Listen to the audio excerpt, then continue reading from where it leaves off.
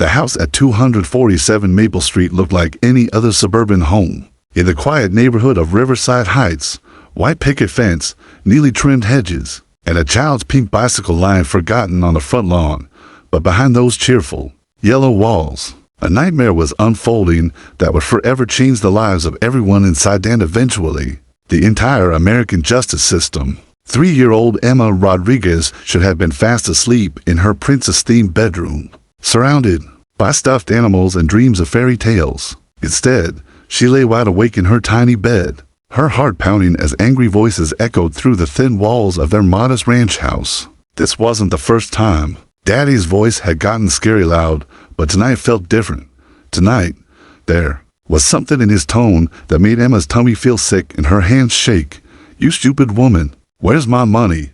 Carlos Rodriguez's voice boomed through the house like thunder, each word dripping with a rage that seemed to consume the very air around him. At 32, Carlos was an imposing man 6 feet tall, with callous hands from his construction job, and a temper that had been growing shorter with each passing month.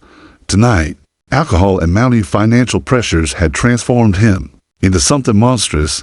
Maria Rodriguez cowered in the kitchen, her petite frame trembling as she tried to explain that the money he was looking for had gone to buy groceries and pay the electric bill. At 28, she was a beautiful woman with kind eyes and a gentle soul, but months of walking on eggshells around her husband's increasing volatility had left her a shadow of her former self.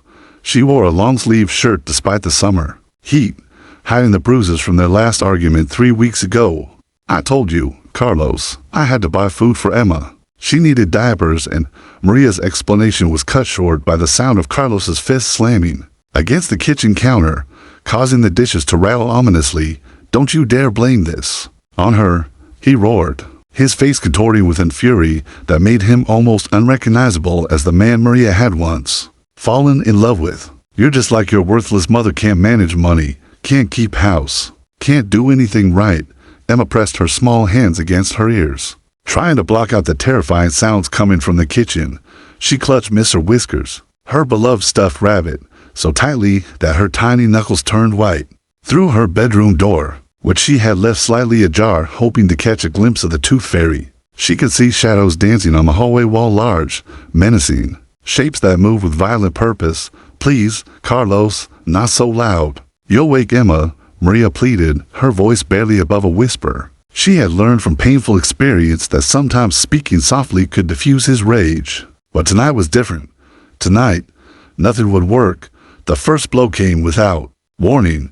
Carlos's hand connected with Maria's cheek with a sickening slap that echoed through the house like a gunshot. Emma's eyes flew wide with terror as she watched her mother stumble backward, her hand flying to her face in shock and pain. "Don't tell me how to talk in my own house," Carlos screamed, advancing on his wife like a predator stalking prey. "I work 14 hours a day while you sit here doing nothing, and this is the thanks I get." Maria tried to back away, but the kitchen counter trapped her. "Carlos, please, I'm sorry. I didn't mean." The second blow was harder, a closed fist punch that caught Maria square in the eye. She cried out in pain and surprise, stumbling toward the sink as blood began to trickle from her nose. The sight of her own blood seemed to shock her into a different kind of awareness. This wasn't just another argument that would blow over by morning. This was something else entirely. Emma could see it all from her hiding spot, her 3-year-old mind couldn't fully comprehend what was happening, but every instinct in her tiny body screamed that something was terribly wrong. She wanted to run to Mommy, to help her, to make the bad man stop. But her legs felt like jelly and her voice seemed to have disappeared entirely. "Look what you made me do," Carlos shouted, grabbing Maria by the shoulders and shaking her violently. "Why do you always push me to this point? Why can't you just listen?" Maria's head snapped back and forth with each shake, her dark hair whipping around her face as tears mixed with blood on her cheeks. "Stop, please stop," she sobbed. But her pleas only seemed to fuel his rage. What happened next would be burned into Emma's memory forever. Carlos drew back his fist and struck Maria with such force that she collapsed to the kitchen floor, her head hitting the tile with a nauseating thud. Blood began to pool beneath her still form as Carlos stood over her, his chest heaving with exertion and fury. "Maria, Maria." His voice suddenly changed, panic replacing rage as he realized what he had done. He knelt beside his wife's unconscious form, his hands shaking as he tried to wake her. "Oh God, what have I done? Maria, wake up." Emma watched in frozen horror as her father, the man who used to give her piggyback rides, and read her bedtime stories, transformed from monster back to the daddy she thought she knew. But it was too late. The damage was done, and Emma had seen it all. Minutes felt like hours as Carlos paced the kitchen, alternating between trying to revive Maria and making frantic phone calls. Emma finally found the strength to move, crawling silently from her bed to her closet, where she buried herself among her clothes and toys. Mr. Whiskers pressed against her face to muffle her terrified sobs. When the police sirens finally pierced the night air, Emma was still hiding in that closet, her small body shaking with trauma that would steal her voice and change the course of American legal history forever. Detective Sarah Martinez was the first officer through the door, and what she found would haunt her for the rest of her career. Dr. Jennifer Walsh had worked with traumatized children for 15 years, but nothing had prepared her for the small, fragile girl sitting across from her in the cozy therapy room, Emma Rodriguez, barely 3 feet tall with enormous brown eyes that seemed to hold the weight of the world. Hadn't spoken a single word in the 3 weeks since that horrific night on Maple Street.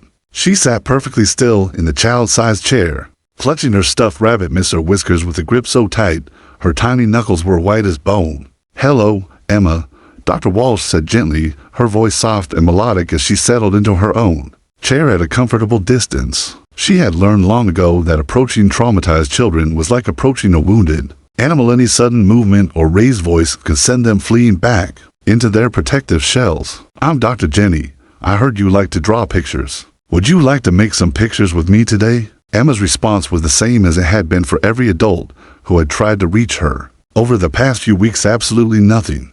She didn't nod, didn't shake her head, didn't even blink. She simply stared at Dr. Walsh with those haunting eyes that seemed far too old for such a young face. The only sign that Emma was even aware of her surroundings was the slight tightening of her grip on Mr. Whiskers whenever Dr. Walsh spoke. In the observation room next door, Detective Sarah Martinez watched through the one-way mirror, her heart breaking with each passing moment of silence. She had seen domestic violence cases before, too many of them, but there was something about Emma's case that had gotten under her skin. Maybe it was the way the little girl had been found, crammed into that tiny closet like she was trying to disappear entirely. Maybe it was the drawing she had made at the hospital, stick figures that told a story, too horrific for words. Or maybe it was simply that Sarah had a 3-year-old niece of her own, and she couldn't stop imagining what it would do to little Sophia to witness such violence. "She wants to tell us," Dr. Walsh explained to the assembled team after the session ended with no breakthrough. District Attorney Michael Chen, Detective Martinez, and victim advocate Lisa Thompson gathered around the conference table, their faces etched with concern and frustration. I could see it in her eyes, in the way she positions her body. She's desperate to communicate, but her mind has essentially locked away her voice as a protective mechanism. Dr. Walsh pulled out a manila folder thick with Emma's artwork from the past 3 weeks. Each drawing was more disturbing than the last, crude stick figures drawn in black crayon, showing scenes of violence that no child should ever witness, let alone experience. In one drawing, a large stick figure with angry scribbles for a face loomed over a smaller figure, lying on the ground, surrounded by red crayon that had been applied so heavily it had torn through the paper. In the corner of every drawing was a tiny stick figure hiding behind what appeared to be furniture, watching everything unfold. "This is called trauma-induced selective mutism," Dr. Walsh continued, her professional demeanor barely masking her own emotional response to Emma's condition. "It's different from general mutism or shyness. Emma can physically speak, her vocal cords, her cognitive abilities, everything is intact. But the trauma has created a psychological barrier. She's essentially protecting herself from having to relive what she witnessed by refusing to talk about it, or anything else, for that matter." District Attorney Chen rubbed his temples, feeling the weight of an impossible case pressing down on him. At 45, he had prosecuted hundreds of domestic violence cases, but he had never faced a situation quite like this one. The physical evidence was damning. Maria Rodriguez's injuries were severe and well documented. The house showed clear signs of a violent struggle, and Carlos Rodriguez had been arrested at the scene with Maria's blood still on his hands. But Maria herself had recanted her statement, claiming under oath that she had slipped and fallen down the stairs, despite the fact that her injuries were clearly inconsistent with a fall. Without Maria's testimony, Emma is our only witness, Chen said, his voice heavy with frustration. But how do we get a 3-year-old to testify when she can't or won't speak? Detective Martinez leaned forward, her jaw set with determination. There has to be something we can do. I've seen what Carlos Rodriguez is capable of. If we let him walk free, he'll do it again. Maybe next time, Maria won't survive. The brutal truth hung in the air like a storm cloud. Carlos Rodriguez sat in county jail, his bail set impossibly high, but his high-powered defense attorney was already working on getting the charges reduced or dismissed entirely. Robert Hayes was one of the best criminal defense lawyers in the state, known for his ability to poke holes in prosecution cases and create reasonable doubt where none should exist. He had already filed preliminary motions challenging the admissibility of Emma's drawings and arguing that a 3-year-old couldn't possibly provide reliable testimony. What about play therapy? Lisa Thompson suggested. As a victim advocate, she had worked with countless children over the years, and she had seen some remarkable breakthroughs. Using non-traditional methods, maybe if we approach it differently, use dolls or toys to help her act out what happened. Dr. Walsh shook her head sadly. I've tried everything. Play therapy, art therapy, music therapy. Emma participates to a degree, but she won't verbalize anything. It's like she's built this impenetrable wall around herself, and she's not letting anyone in. The room fell silent as everyone contemplated the implications. Without Emma's testimony, Carlos Rodriguez would likely walk free within a matter of weeks. His lawyer was already preparing arguments that the physical evidence was circumstantial, that Maria's injuries could have been self-inflicted or caused by an accidental fall, and that a traumatized 3-year-old's drawings were worthless as evidence. Wait, Dr. Walsh said suddenly, her eyes lighting up with an idea that seemed to come from nowhere. I might know someone who could help. It's unconventional, and I'm not even sure it's legal.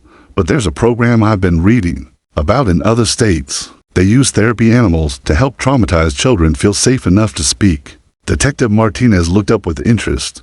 You mean like emotional support animals? Not exactly, Dr. Walsh replied, pulling out her phone to show them a news article she had saved weeks earlier. These are specially trained dogs that work specifically in legal settings. They're called courthouse therapy dogs, and they've been helping child witnesses testify in cases across the country. There's one in particular, a golden retriever named Justice, who has an incredible track record of helping children find their voices when they need them most. The room buzzed with cautious excitement, but Chen's expression remained skeptical.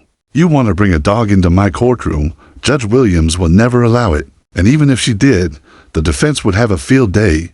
They'd argue that the dog is prejudicial, that it's designed to elicit sympathy from the jury. It's been done before. Dr. Walsh insisted, scrolling through more articles on her phone. The legal precedent exists, and if it means the difference between Emma finding her voice and a violent man walking free, isn't it worth trying? As the meeting broke up, each member of the team left with a mixture of hope and apprehension.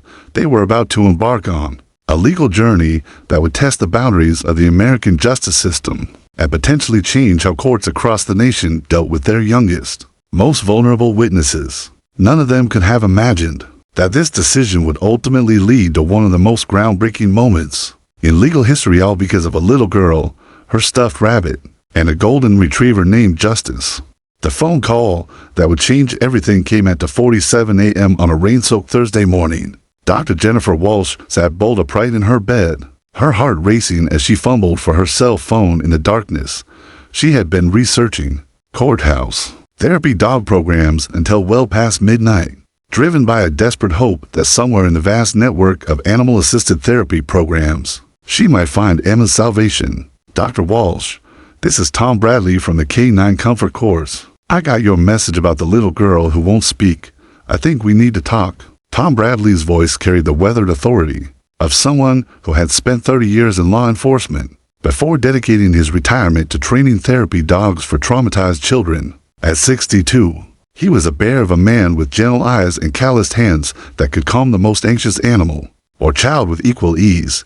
His nonprofit organization, based 3 hours away in the state capital, had been quietly revolutionizing how courts handled child witnesses for the past 5 years. "I've been following your case in the news," Tom continued, his voice cutting through the static of the poor connection. "That little girl Emishi reminds me of another case we worked on in California.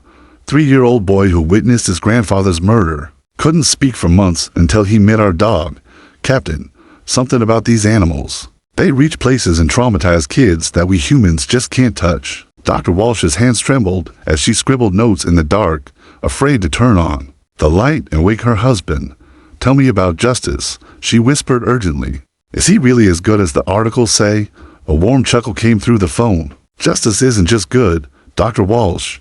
He's miraculous. That dog has a sixth sense about traumatized children.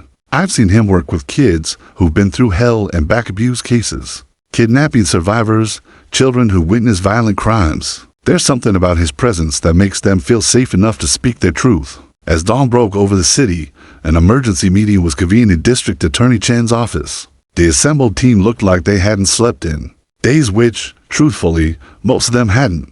Detective Martinez sat with dark circles under her eyes, clutching a coffee cup like a lifeline. Victim advocate Lisa Thompson spread case files across the conference table, while Chen paced behind his desk like a caged tiger. "This is insane," Chen muttered for the third time in 10 minutes. "You want me to ask Judge Patricia Williams, the most by-the-book judge in the entire state, to allow a golden retriever in her courtroom? She'll think we've all lost our minds." Dr. Walsh had arrived with a thick folder of documentation, research studies, and legal precedents from across the country. She spread the materials across the table with the precision of a surgeon laying out instruments. "Look at these statistics, Michael. In the past 3 years, courthouse therapy dogs have assisted in over 200 child witness testimonies across 15 states. The conviction rate in those cases is 94%. 94%. Detective Martinez leaned forward, studying a photograph of a young boy testifying with a large golden retriever, sitting calmly beside the witness stand. "How does it work exactly? Does the dog just sit there?" "It's much more sophisticated than that," Dr. Walsh explained, pulling out a detailed training manual. "These aren't just emotional support animals. They undergo 18 months of specialized training. They learn to remain perfectly still during testimony, never to react to raised voices or emotional outbursts, and to provide comfort through presence rather than distraction. Justice, in particular, has been trained to recognize signs of anxiety and provide calming pressure when a child needs it most."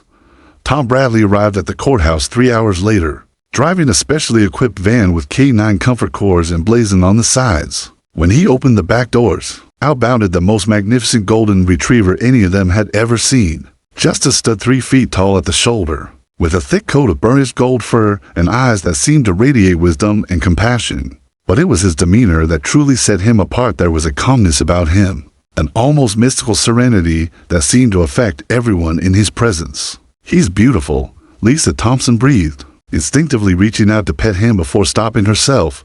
"Can I?" "Go ahead," Tom smiled. "Justice loves meeting new people, especially those who work with children. He seems to know when someone has a good heart." As Lisa's hand made contact with Justice's soft fur, something remarkable happened.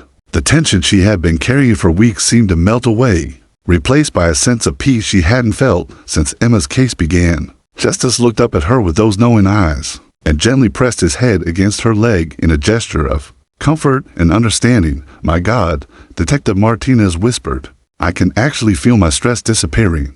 How does he do that?"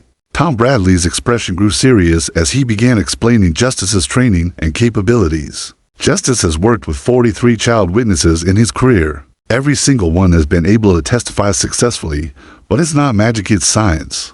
Dogs can sense human emotions through pheromones, body language, and vocal cues that we're not even aware of. Justice has been trained to respond to these signals and provide exactly the kind of comfort each child needs. The real challenge came when they attempted to present their proposal to Judge Williams. Patricia Williams was a formidable woman in her 50s, known throughout the legal community for her no-nonsense approach and strict adherence to courtroom protocol.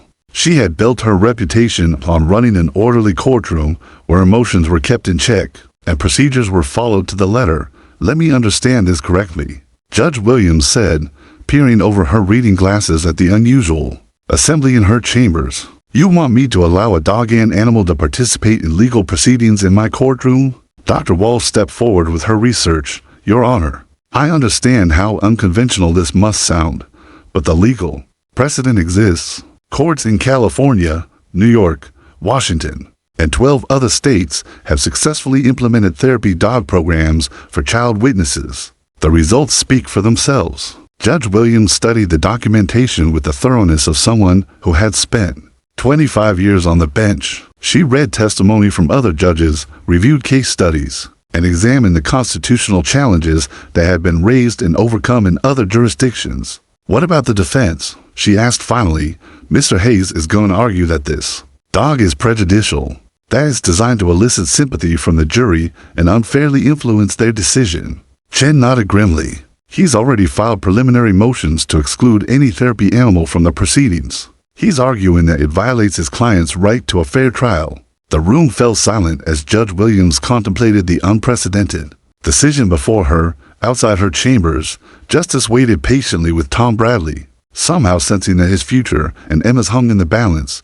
After what felt like an eternity, Judge Williams looked up from the documents. Schedule a hearing for tomorrow morning. I want to see this dog in action before I make any decisions, and I want expert testimony from both sides about the psychological and legal implications. As the team filed out of the judge's chambers, none of them could have predicted that this meeting would set in motion events that would not only change Emma's life, but revolutionize how America's courts treated their youngest and most vulnerable witnesses forever. The courtroom transformation began at dawn on Friday morning, just hours after Judge Williams had agreed to the unprecedented hearing. What followed was unlike anything the century-old courthouse had ever witnessed, a complete reimagining of how justice could be served to accommodate its youngest and most vulnerable witness. Facilities manager Robert Chen, no relation to the district attorney, supervised a team of workers who moved through courtroom 3A like a well-orchestrated ballet.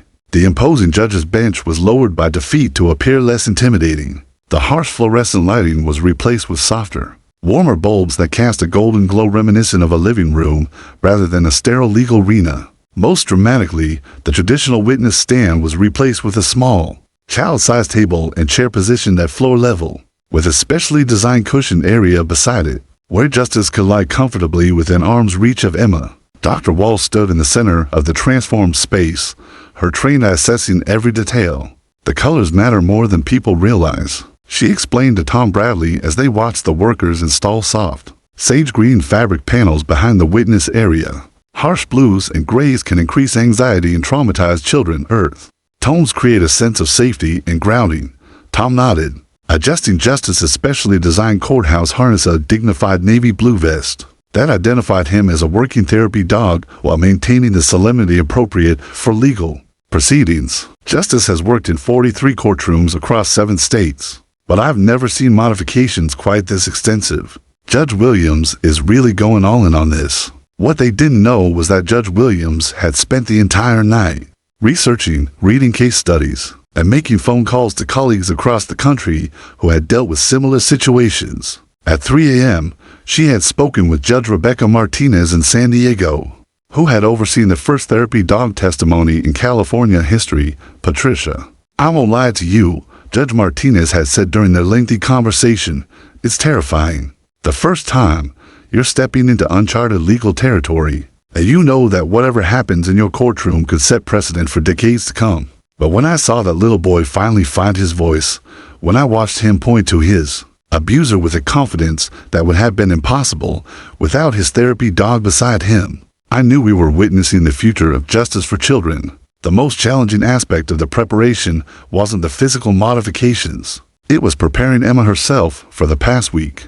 Dr. Walsh, Tom Bradley, and Justice had been conducting daily sessions in a mock courtroom set up in the hospital's child therapy wing. Emma had made tentative progress, growing comfortable with Justice's presence, but she still hadn't spoken a word to any human being. She's communicating with him, Dr. Walsh observed during their Thursday session, watching as Emma carefully arranged toy blocks and patterns while Justice lay beside her, his intelligent eyes tracking her movements.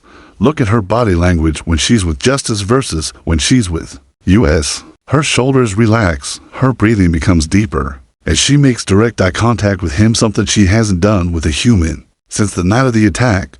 Tom Bradley had seen this phenomenon countless times. but it never ceased to amaze him.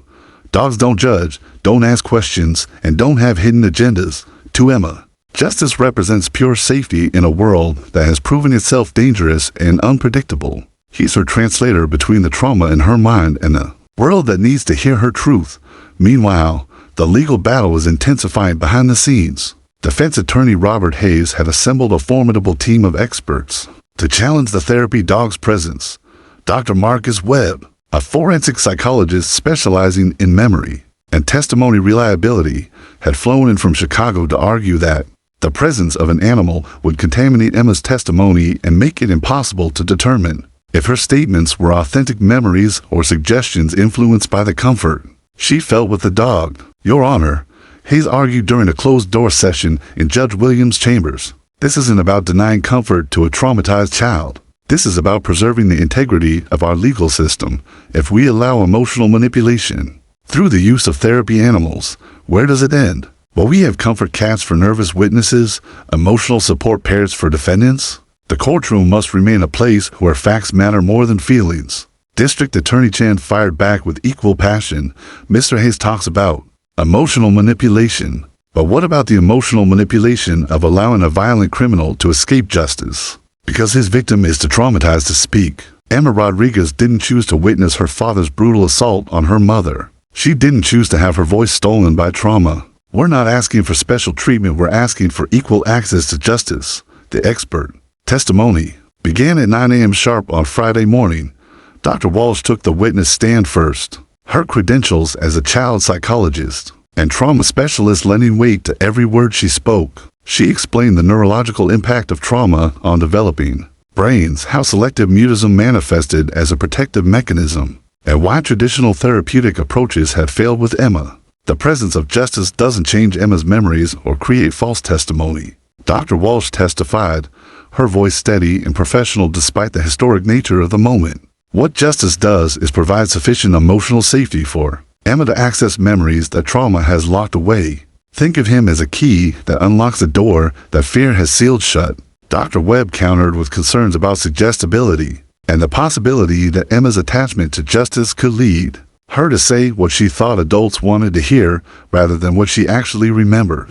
His testimony was technical, filled with statistics and studies about memory formation in young children and the potential for contamination. When emotional support animals were present during high-stress situations, Judge Williams listened intently to both sides, taking copious notes and asking pointed questions that demonstrated her thorough understanding of the complex issues at stake. The legal precedents were mixed. Some courts had embraced therapy animals for child witnesses with remarkable success, while others had rejected them as potentially prejudicial or unreliable.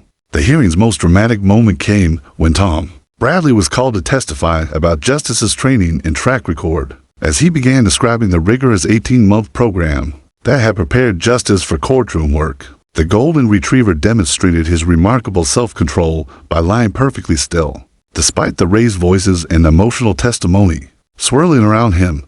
Justice has assisted 43 child witnesses in 7 states. Tom testified, his voice carrying the authority of someone who had dedicated his life to this work. Every single one of those children was able to provide testimony that led to successful prosecutions. More importantly, every one of those children showed significant improvement in their trauma recovery after being able to speak their truth in a safe environment. As the day wore on, it became clear that Judge Williams was grappling with a decision that would define her legacy and potentially change American jurisprudence forever. The precedent she set could influence how courts across the nation treated traumatized children for generations to come. The hearing concluded at 4:47 p.m. with Judge Williams announcing that she would render her decision the following Monday morning. As the courtroom emptied, Justice remained calm and alert, somehow sensing that his future and Emma's chance at justice hung in the balance of one woman's unprecedented choice. Monday morning arrived like a thunderclap, bringing with it a humidity that made the air itself feel heavy with anticipation. By 6 a.m., news vans had already lined the streets around the courthouse, their satellite dishes reaching toward the sky like mechanical flowers seeking sunlight. Reporters from CNN, NBC, ABC, and local stations across 3 states had descended on the small courthouse, drawn by a story that had captured the nation's attention. The youngest witness in American legal history was about to testify, assisted by a therapy dog in an unprecedented legal proceeding. Judge Patricia Williams had rendered her decision at exactly 8 a.m., her voice steady, but carrying the weight of history as she spoke to the packed courtroom. After careful consideration of all expert testimony, legal precedents, and constitutional implications, this court finds that the presence of a certified therapy dog during the testimony of a traumatized child witness serves the interests of justice without prejudicing the rights of the defendant. Justice will be permitted to accompany Emma Rodriguez during her testimony. The courthouse erupted in a cacophony of voices, reporters shouting questions, legal experts offering instant analysis, and somewhere in the middle of it all, defense attorney Robert Hayes frantically conferring with his client about their rapidly dwindling options.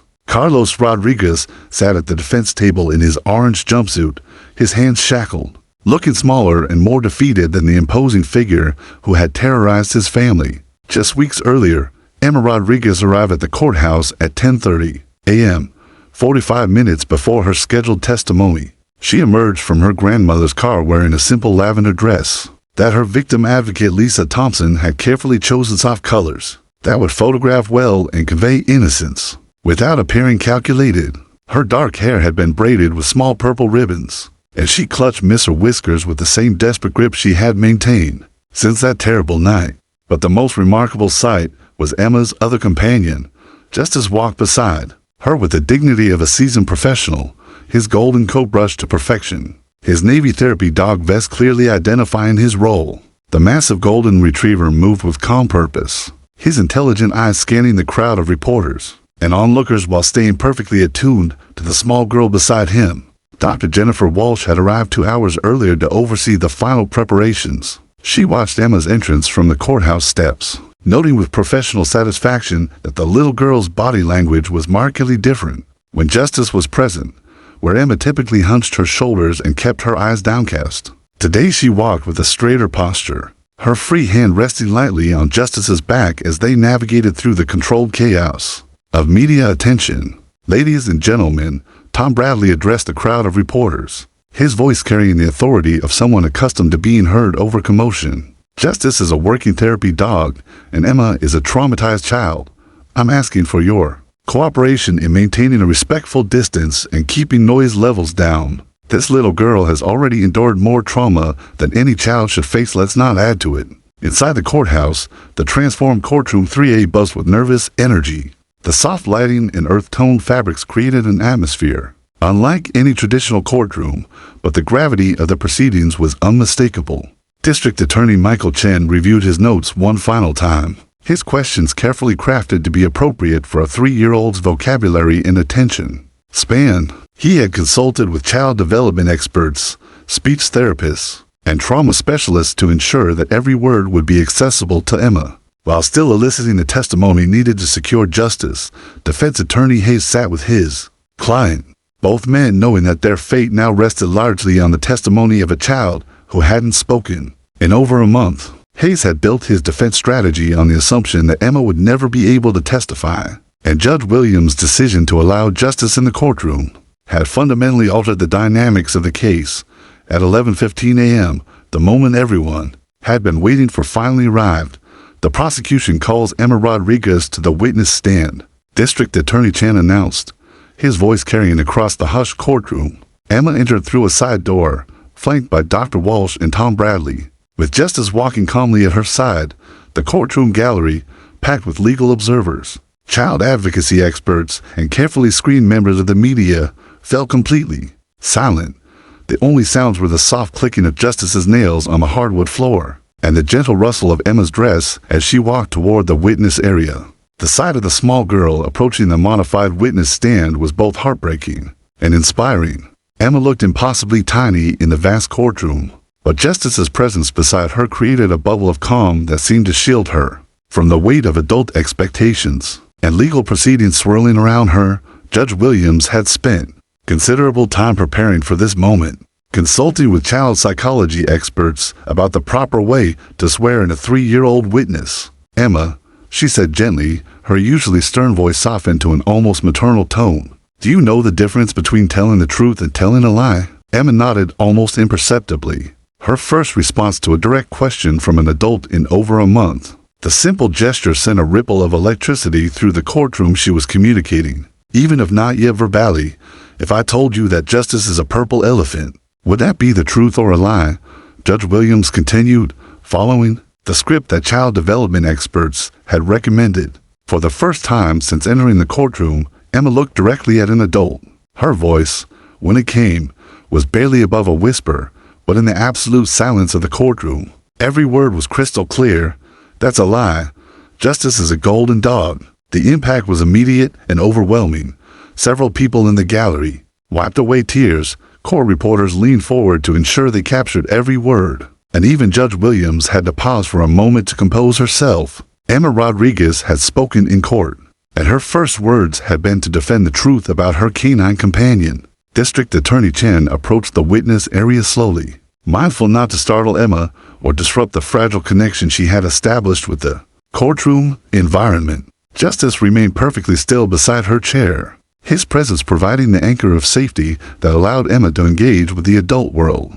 That needed to hear her story. "Hello, Emma," Chen said gently, kneeling to bring himself closer to her eye level. "Thank you for being so brave and coming to talk with us today. Can you tell us your name?" "Emma Maria Rodriguez," she replied, her voice slightly stronger than before, her small hand reaching down to touch Justice's soft fur, as if drawing courage from the contact. The testimony that would follow would make legal history, but in that moment, everyone present understood they were witnessing something far more profound than a simple court proceeding. They were seeing the power of compassion, innovation, and an extraordinary therapy dog to unlock truth and deliver justice for the most vulnerable members of society. The clock on the courtroom wall read 11:47 a.m. with District Attorney Michael Chen began the most important questioning of his 20-year career. Emma Rodriguez sat in her child-sized chair, her tiny legs swinging gently as she absently stroked Justice's golden fur. The therapy dog lay perfectly still beside her, his warm brown eyes occasionally glancing up at Emma as if checking her emotional temperature and offering silent encouragement. "Emma, can you tell us about your family?" Chen asked softly, his voice carrying the gentle tone he typically reserved for his own young daughter. He had spent weeks preparing for this moment, consulting with child development specialists about how to structure questions for maximum clarity while minimizing potential trauma. "I have mommy and daddy and abuela," Emma replied, her voice growing slightly stronger with each word, "and Mr. Whiskers." She held up her stuffed rabbit for the courtroom to see, causing several observers to smile despite the gravity of the situation. "Abuela makes the best cookies, and mommy reads me stories about princesses."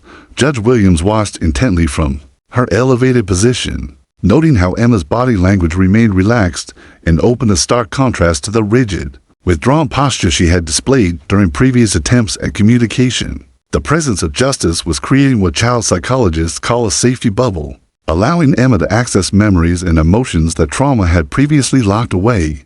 "That sounds like a wonderful family," Chen continued, moving slowly through his carefully scripted questions. "Emma, do you remember a night when something scary happened at your house? A night when there was a lot of noise?" For the first time since beginning her testimony, Emma's hand tightened slightly on Justice's fur. The golden retriever immediately responded to the subtle change in her stress level, shifting his position slightly to press more firmly against her leg. A trained response, designed to provide additional comfort during difficult moments. "Yes," Emma whispered, her voice suddenly smaller. "It was the night Daddy got really, really mad." The courtroom held its collective breath. Defense attorney Robert Hayes leaned forward slightly, his pen poised over his legal pad as he prepared to object to any leading questions. But Chen was being extraordinarily careful to let Emma tell her story in her own words, without suggestion or manipulation. "Can you tell us what you remember about that night?" Chen asked, his tone remaining gentle but focused. Emma was quiet for several long moments, her small fingers working through Justice's thick coat as if drawing strength from the contact. When she finally spoke, her words cut through the courtroom silence like a blade through silk. "Daddy was yelling at mommy about money," Emma began, her 3-year-old vocabulary struggling to convey the complexity of what she had witnessed. "Mommy was trying to make him not mad, but he got madder and madder. His face got really red, and his hands got into fists." Dr. Jennifer Walsh, observing from the gallery, noted with professional satisfaction that Emma's account was remarkably consistent with her previous drawings and nonverbal communications during therapy sessions. The details she was providing, the escalation of anger, the physical positioning, the specific triggers matched perfectly with what domestic violence experts knew about typical assault patterns. What happened next, Emma? Chen prompted gently. Emma's grip on Justice's fur tightened again, and the therapy dog responded by turning his head to look directly at her, his eyes conveying the kind of unconditional understanding that only animals seem capable of providing to traumatized children. "Daddy hit Mommy," Emma said, her voice barely above a whisper, but perfectly audible in the silent courtroom. "He hit her really hard, and she made a hurt sound. Then she fell down, and there was red stuff on her face." The impact of these simple, devastating words was immediate and visceral. Several people in the gallery dabbed at their eyes with tissues, while others sat in stunned silence at the matter-of-fact way this tiny child described witnessing brutal domestic violence. Carlos Rodriguez, sitting at the defense table, seemed to shrink further into his orange jumpsuit with each word his daughter spoke. "Were you scared, Emma?" Chen asked, his own voice slightly thick with emotion despite his professional training. "Yes," Emma replied immediately. "I was really, really scared. I thought maybe Daddy would hurt me too, so I ran to my room and hid in my closet behind my clothes. I stayed there until the police came." Judge Williams made careful notes, documenting not just Emma's words, but her demeanor, her body language, and the remarkable clarity with which she was recounting events that had occurred over a month earlier.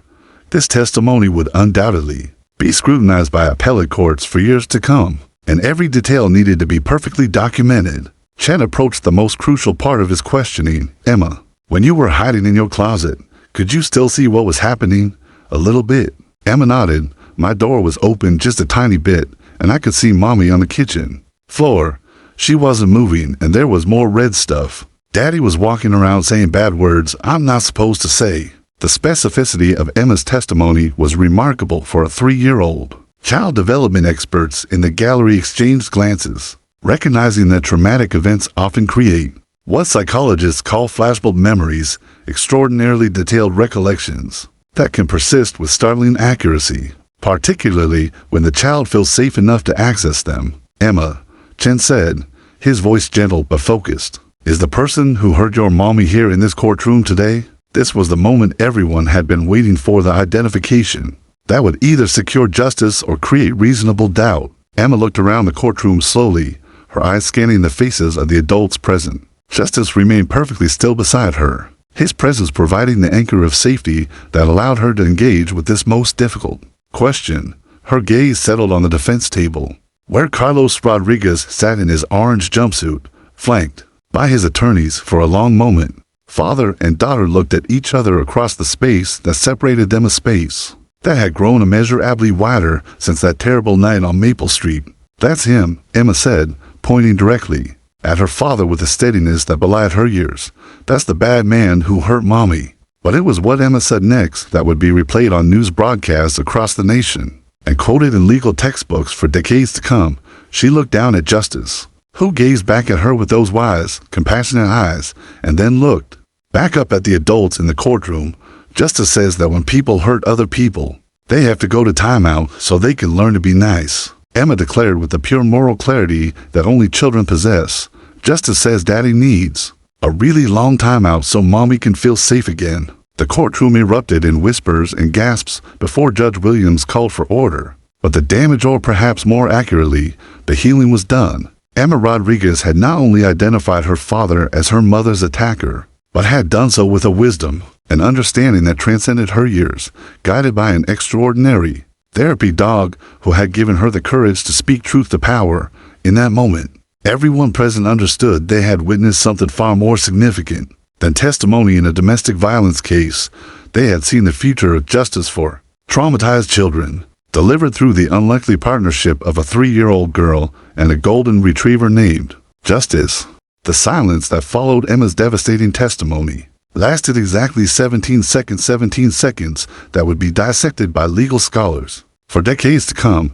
Then, like a dam bursting, the courtroom erupted into controlled chaos as the full weight of what had just occurred crashed over everyone present. Defense attorney Robert Hayes sat frozen at his table, his expensive pen still poised over a legal pad filled with objections he would never voice. 28 years of criminal defense experience had taught him to read the subtle shifts in courtroom dynamics, and he knew with absolute certainty that his case had just disintegrated before his eyes. No jury in America would convict a 3-year-old of perjury, and no amount of expert testimony about memory reliability could overcome the pure, devastating honesty they had all just witnessed. Carlos Rodriguez appeared to be having what could only be described as a complete emotional breakdown. The man who had terrorized his family with his size and strength now looked smaller than his 3-year-old daughter. His hands shook uncontrollably as he stared at Emma, seeing perhaps for the first time the true scope of what his violence had cost. Not just his wife's physical well-being, but his daughter's innocence and his family's future. "Your Honor," Hayes said, his voice cracking slightly as he rose on unsteady legs. "The defense requests a 15-minute recess to confer with our client." Judge Patricia Williams granted the recess, but she could see in Hayes' eyes what everyone else in the courtroom already knew: the case was over. Emma's testimony hadn't just identified her father as the perpetrator. It had done so with a moral clarity and emotional truth that transcended legal technicalities and procedural objections. During the recess, Emma remained in the witness area with Justice Dr. Walsh and victim advocate Lisa Thompson. The little girl seemed remarkably calm, as if speaking her truth had lifted a weight she hadn't even realized she was carrying. She chatted quietly with Justice, telling him about her favorite cartoons and asking if he liked the same color she did. To casual observers, it might have seemed surreal, a 3-year-old having a normal conversation with a therapy dog in the middle of the most important legal proceeding of her young life. "She's demonstrating what we call post-traumatic growth," Dr. Walsh explained quietly to District Attorney Chen as they watched Emma's interactions with Justice. "The act of speaking her truth in a safe environment has actually begun the healing process. She's not just surviving her trauma anymore, she's integrating it and moving beyond it." In the corridor outside the courtroom, Maria Rodriguez sat on a wooden bench, her face still bearing the fading bruises from that terrible night. She had listened to her daughter's testimony through a live audio feed in the victim's waiting room, and now she wept not just from grief, but from a profound mixture of pride and heartbreak. Pride that her baby girl had found the courage to speak truth to power, and heartbreak that Emma had ever needed such courage in the first place. "She's so brave," Maria whispered to her mother, Emma's grandmother, who had flown in from Arizona the moment she heard about the case. "She's braver than I was. If I had spoken up sooner, if I had left when the violence first started." "Mija," her mother replied firmly, using the Spanish endearment that had comforted Maria since childhood. "You cannot blame yourself for his choices. You survived, and you kept Emma safe enough that she could find her voice when it mattered most. That's what mothers do. We survive so our children can thrive." Back in the defense conference room, Carlos Rodriguez was finally facing the full weight of his actions. Hayes had laid out the reality with brutal honesty. Emma's testimony was devastating, credible, and virtually impossible to challenge. A jury trial would likely result in a conviction for aggravated domestic violence, assault with intent to cause serious bodily harm, and child endangerment charges that could send him to prison for 20 years or more. "I never meant for her to see," Carlos said, his voice hollow and broken. For the first time since his arrest, the full humanity of what he had done was sinking in. "I never wanted Emma to be scared of me. I was so angry all the time, and I couldn't control it." Hayes had heard similar confessions countless times, but something about this one felt different. Perhaps it was the image of that tiny girl pointing at her father with such devastating accuracy. Or perhaps it was the recognition that some actions create consequences that can never be fully undone. When court reconvened at 1:30 p.m., the atmosphere had fundamentally shifted. Hayes approached the bench with the bearing of a man who understood that his primary duty now was damage control rather than vigorous defense. "Your Honor," he announced formally, "the defense would like to request a continuance to explore plea negotiation options with the prosecution." District Attorney Chen was prepared for this moment. He had spent the recess consulting with his team, Maria Rodriguez, and victim advocacy specialists about the terms that would best serve justice while protecting Emma from further trauma. "The prosecution is willing to entertain plea discussions," Chen replied, "but any agreement must include significant prison time." mandatory anger management and substance abuse counseling, and a permanent restraining order protecting both Maria and Emma Rodriguez. Judge Williams nodded approvingly. Very well. We'll adjourn until Thursday morning to allow both sides to negotiate in good faith. However, I want to make something perfectly clear to everyone present. She looked directly at Carlos Rodriguez, her voice carrying the full weight of judicial authority. Mr. Rodriguez, what we witnessed today was extraordinary not just in legal terms, but in human terms. Your 3-year-old daughter found the courage to speak truth about violence she should never have witnessed. She did so with the help of a remarkable therapy dog and a legal system that bent over backward to accommodate her needs. The courage she showed today will ripple through American jurisprudence for decades to come. Judge Williams paused, letting her words sink in before continuing. I strongly encourage you to consider how you can honor that courage by taking responsibility for your actions and beginning the long process of becoming the father she deserved to have from the beginning. As the courtroom began to empty, Emma remained with Justice, both of them somehow understanding that their work together was nearly complete. Tom Bradley approached slowly, kneeling beside his canine partner. You did good today, boy, he whispered, scratching Justice behind the ears. You helped that little girl find her voice, and now the whole world is going to be different because of it. Justice looked up at his handler with those wise, compassionate eyes, then turned back to Emma, who was showing him a drawing she had made during the recess, a picture of a girl, a dog, and the word SAFE written in purple crayon across the top. The moment that had changed everything was complete, but its effects would resonate through the American legal system for generations to come. 6 months after Emma Rodriguez's historic testimony, the ripple effects of that extraordinary day continued to reshape lives across America. What had begun as a single domestic violence case in a small courthouse had evolved into a movement that was fundamentally changing how the justice system treated its youngest and most vulnerable witnesses. The plea agreement had been finalized within 72 hours of Emma's testimony.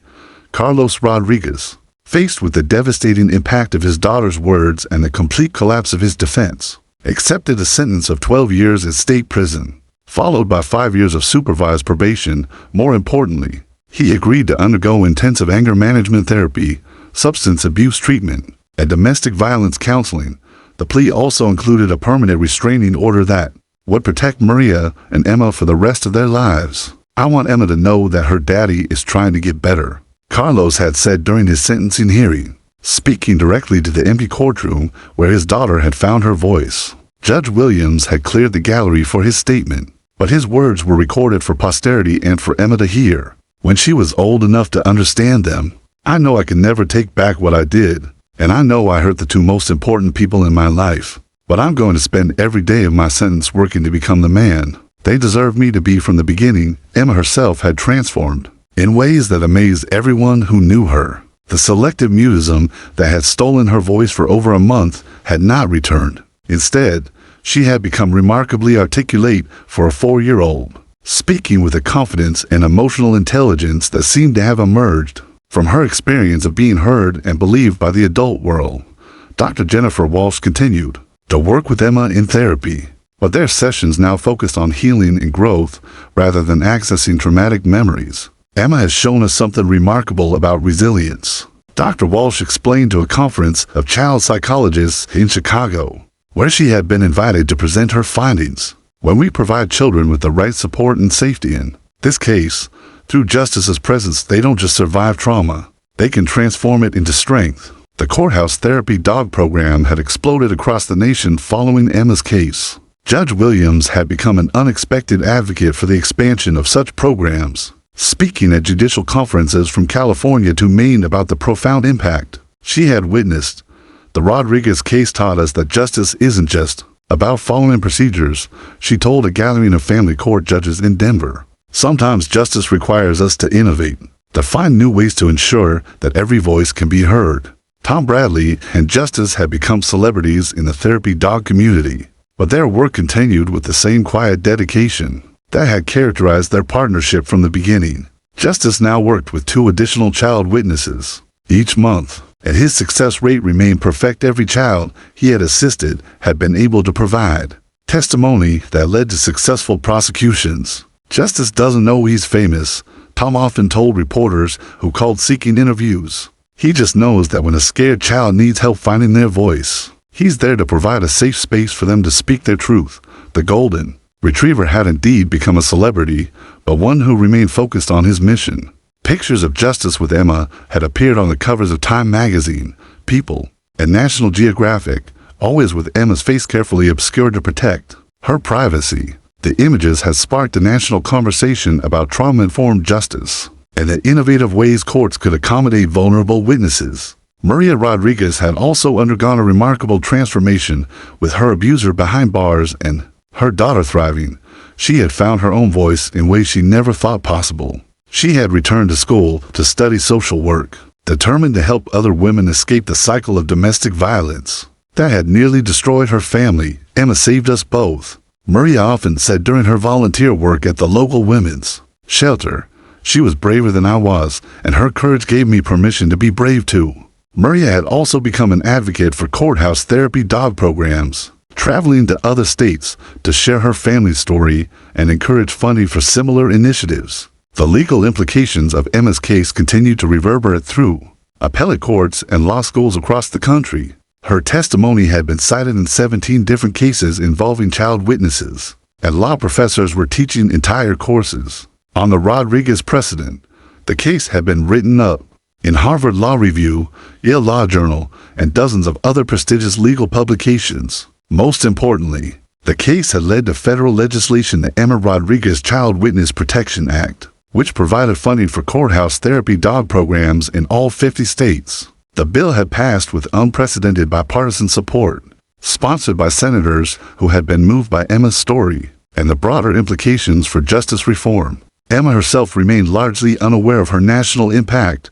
At 4 years old, she was more interested in starting preschool, learning to ride her bicycle, and visiting Justice at the courthouse every Saturday morning. These weekly visits had become a cherished routine. Emma would bring homemade dog treats with her grandmother's help and tell Justice about her week, while he listened with the patient attention that had made their partnership so extraordinary. Justice is my best friend, Emma often told people who asked about the famous dog. He helped me be brave when I was scared, and now I'm not scared anymore. On a sunny Saturday morning in December, exactly 1 year after that terrible night on Maple Street, Emma and her family gathered at the courthouse for a special ceremony. Judge Williams was presenting Justice with a special commendation from the state judicial system, recognizing his extraordinary service to the cause of justice. As Emma stood beside Justice on the courthouse steps, wearing a red dress and holding a bouquet of flowers for her canine friend, reporters captured what would become an iconic image: a small girl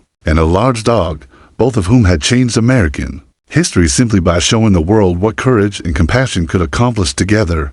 Today, we celebrate not just justice, but the idea that justice itself can evolve, Judge Williams said during the ceremony. Emma Rodriguez and Justice showed us that when we remove barriers and provide the right support, truth has a way of emerging even from the smallest voices. As the ceremony concluded and the crowd began to disperse, Emma whispered something to Justice that only he could hear. Tom Bradley watched from nearby, noting the same peaceful expression on Justice's face that had appeared during Emma's testimony. The look of a job well done, of trust honored, and of a partnership that had literally changed the world. Emma Rodriguez was now a confident, happy 4-year-old who happened to have made legal history. Justice remained a working therapy dog who continued to help other children find their voices. And somewhere in the intersection of their extraordinary friendship, the American justice system had discovered a more compassionate way to serve its most vulnerable citizens, one golden retriever and one brave little girl at a time.